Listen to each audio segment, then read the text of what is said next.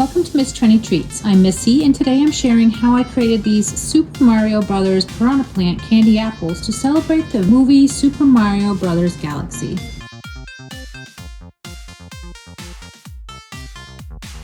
To begin, I first removed the stem from each apple to make way for these cool looking acrylic candy apple sticks. These were a fun find, and I knew I wanted to use them on something like this where the stick is almost invisible. Next up, I melted my red candy melts and coated each apple by spooning the candy melts over the apple and then turned them on their sides to coat evenly. I then shook each apple off to remove any excess before placing them on my cookie sheet lined with wax paper to harden.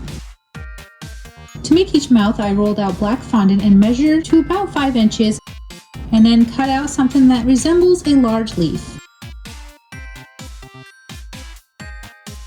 I then used this Wilton's tip number 12 to pop out a hole in the middle so I can make way for my stick. I placed the fondant over the stick and then attached with some water. Sorry about the blurriness, I have no idea what happened right here, but you get the idea. To make the lips, I rolled out white fondant to about 1/2 inch to 1 inch in thickness. I wanted them to be puffy looking, like in the game. Next, I rolled out 2 of these per apple for the top and bottom. I cut off the ends at an angle so that they will connect together a lot easier when we go to assemble them.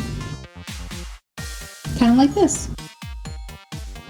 To attach them, I added a little water to the edges of the black area and placed the lips onto those areas, and then pushed the cut edges together. I did this for both sides and then moved on to making the spots. I rolled out white fondant and then used the open end of a giant tip I had to make the larger spots. And for the smaller ones, I used the large end of my tip number 12 from before.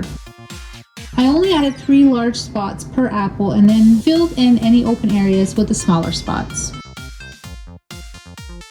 At this point, I added my extra spots to the apples that are not getting a mouth. There's a few of these.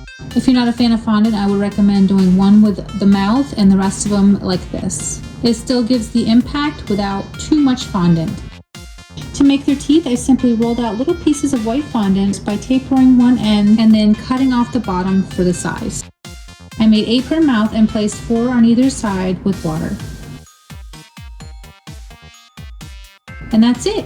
Here are the Piranha Plant candy apples we made today.